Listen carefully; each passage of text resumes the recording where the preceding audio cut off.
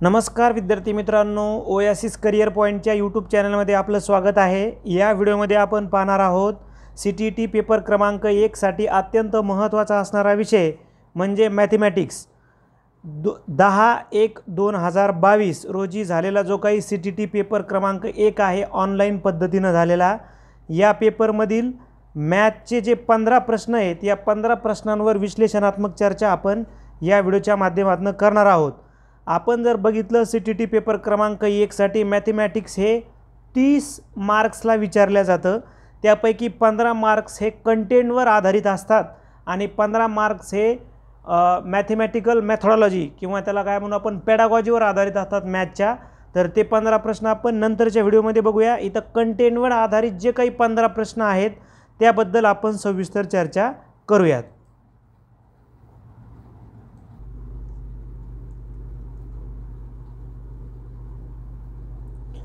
Question बघा, question number 31 आहे।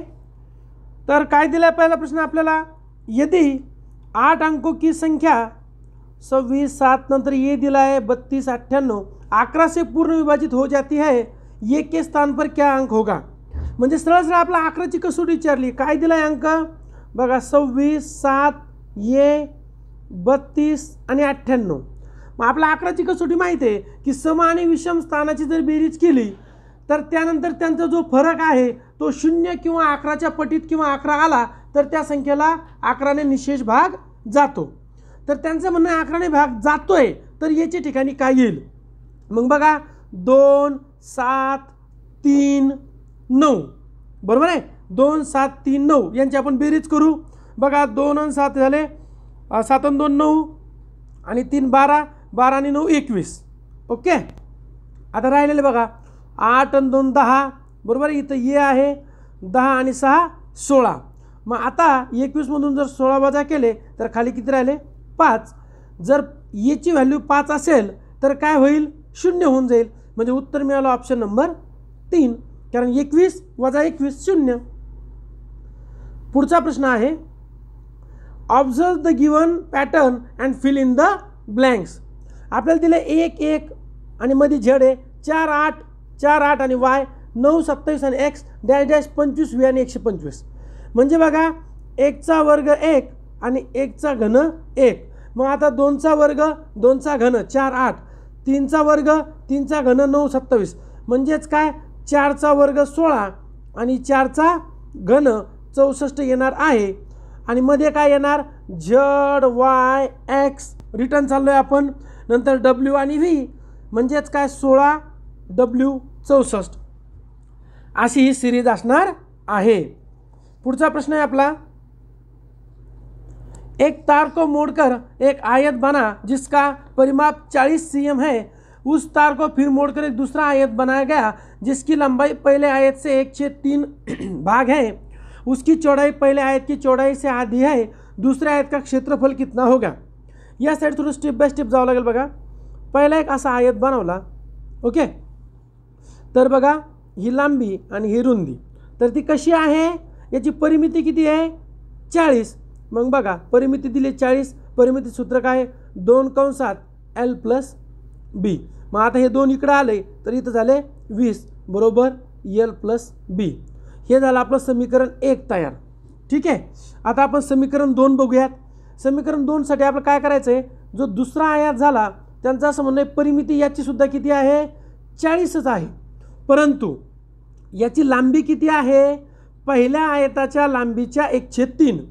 म्हणजेच बघा l + l आणि छेदात 3 आणि रुंदीच्या अर्धी म्हणजे b/2। मग आता बघा l, मग lच्या इथं छेदात काय असणार 1।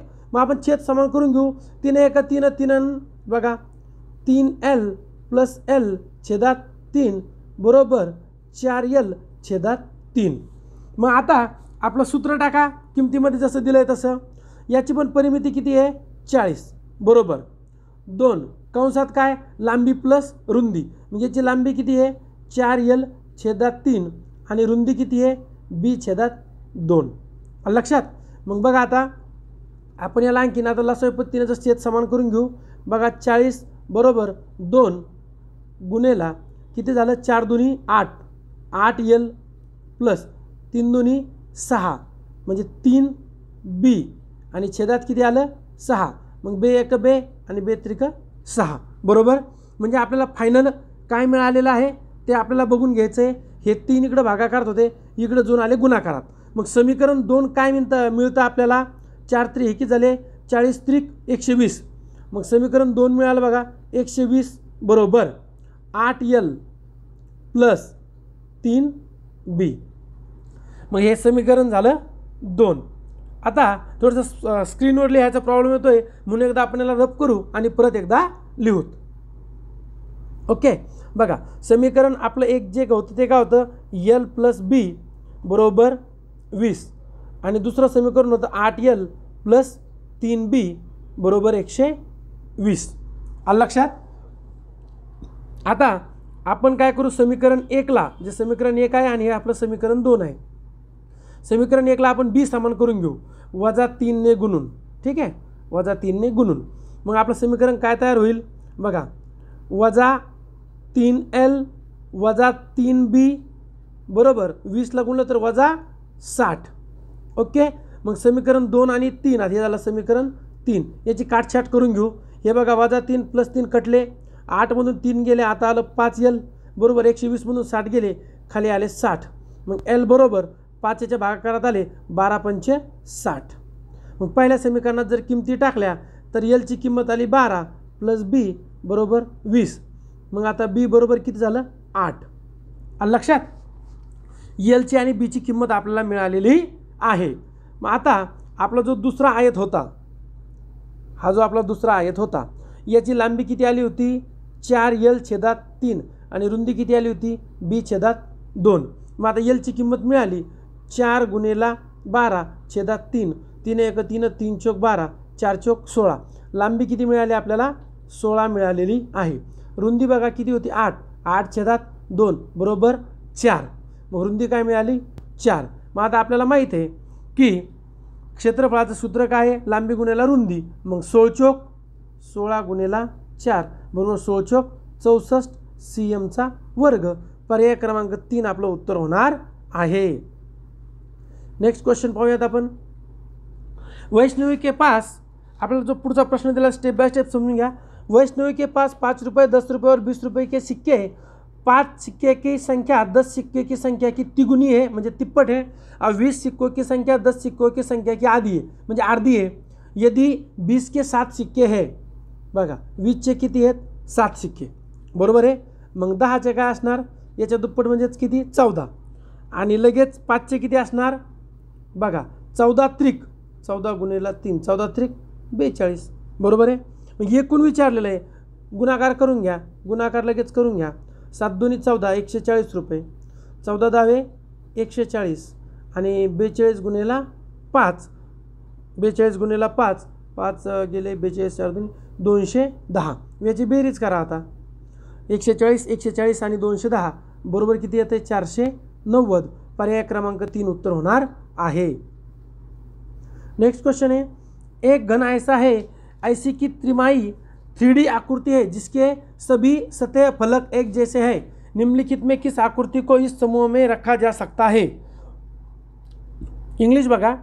Cube is a 3D shape whose all faces are identical म्हणजे सारखेत. Which of the following shapes can be kept in the same category. तर उत्तर येतं आपल्या याचं टेट्राहेड्रॉन. आता हे टेट्राहेड्रॉन म्हणजे काय तर 4 सपाट समभुज त्रिकोणाच्या पृष्ठाची घनाकृती. तुम्ही जर गुगलला टेट्राहेड्रॉन सर्च केलं तर तुम्हाला लगेच इमेज मिळून जाईल. पुढचा प्रश्न पाहूयात आपण. जब समूह में 8 विद्यार्थी की लंबाई मापने को कहा गया. समूह 1 जिसमें 4 विद्यार्थी थे को निम्नलिखित परिणाम प्राप्त हुए. 8 cm दिनेश 8 cm सीमा सेल्मा 4 cm से छोटी है. दिनेश सीमा से 2 cm लंबा है. यदि सेलम 138 cm लंबी है तो नीलम की लंबाई क्या है. एक एक स्टेप बाय स्टेप सगळं मांडून घ्या. आपल्याला कोणती दिली आहे सेल्मा बघा. सेल्माची किती दिली 138. मग आता आपण जर त्यानुसार बाकीच्या काढल्या तर सीमा काय मिळते आपल्याला सीमा मिळते 134. नंतर दिनेश काय मिळतो 136. ती वजाबाकी 4 6 8 कट करून घ्या आणि निर्मल काय मिळतो आपल्याला 134. 144 काय विचारले आपल्याला निर्मल, तर त्याचं उत्तर झालं पर्याय क्रमांक 2 144 cm.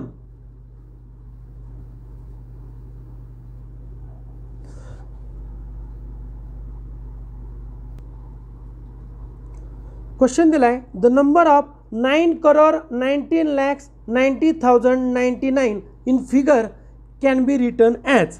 मग बघा आपण लिहून काढू 9,19,90,099 झालं काम. मग असं कुठं आहे, असं पर्याय क्रमांक 2 मध्ये. पुढचा प्रश्न पाहूयात आपण. हा पेपर बघा 10 तारखेचा पेपर आहे 10 जानेवारी 2022. निम्नलिखित में से त्रिभुज के कोनों के बारे में कौन सा कथन सही है. Which of the following statement is correct about angle of triangles. मग बघा the sum of all angles of triangle is 360 अंश रॉंग झालं, तर 180 अंश असतो बरोबर. पुढे पहा the sum of angles of scalene triangle is less than sum of angles of equilateral triangle. समभुज त्रिकोण आणि विषमभुज त्रिकोण, तर विषमभुज त्रिकोणाचं माप कमी असतं, तसं नाही सगळे किती असतात 180 अंश. हा बी तोच क्वेश्चन, यात जास्त आहे 180 अंश, म्हणजे हे दोनही तीनही चुकले.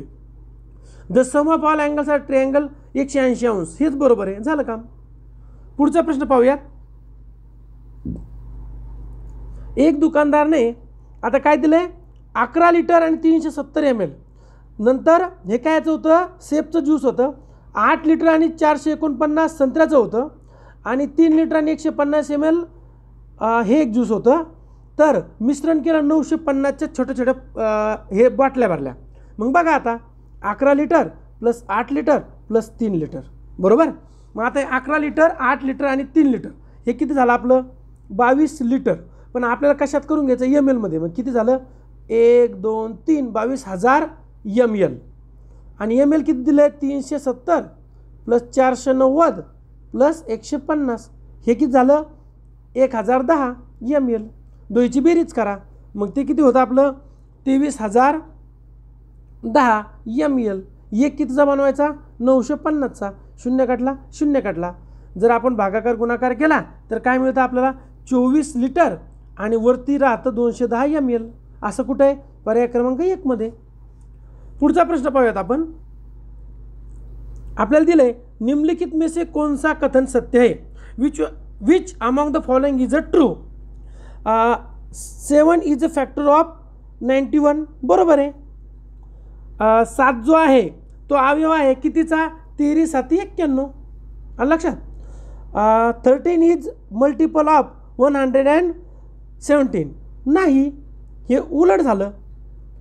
आपण 117 या संख्येला कितीनेही गुणलं तर 13 उत्तर येईल का नाही, म्हणजे हा चुकलं.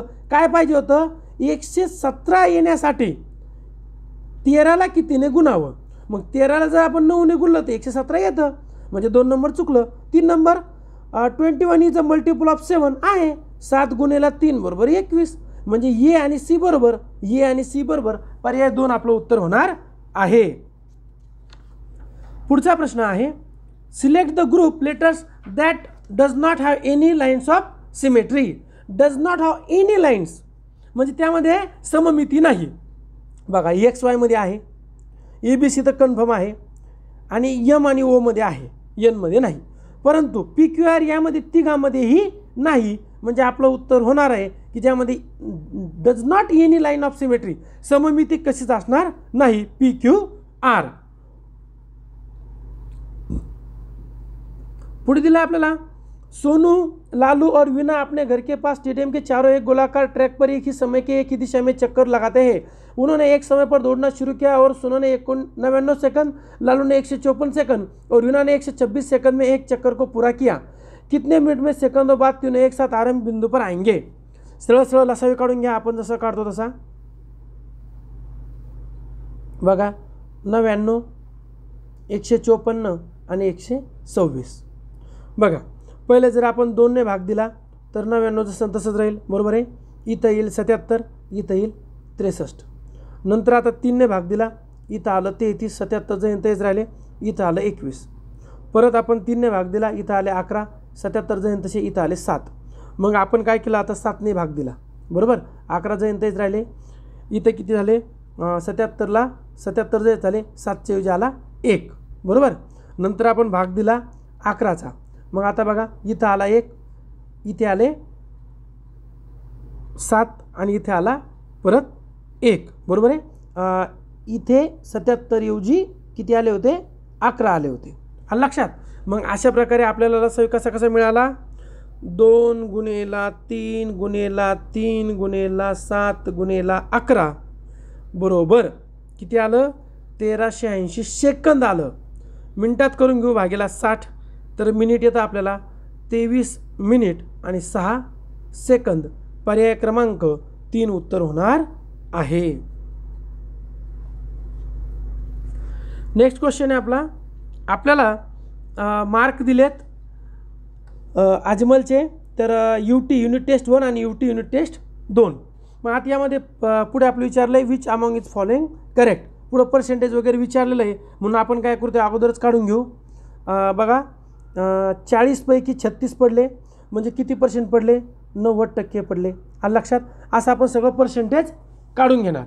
आता आपण काय करूयात, हे थोडंसं या साईडला लिहूयात.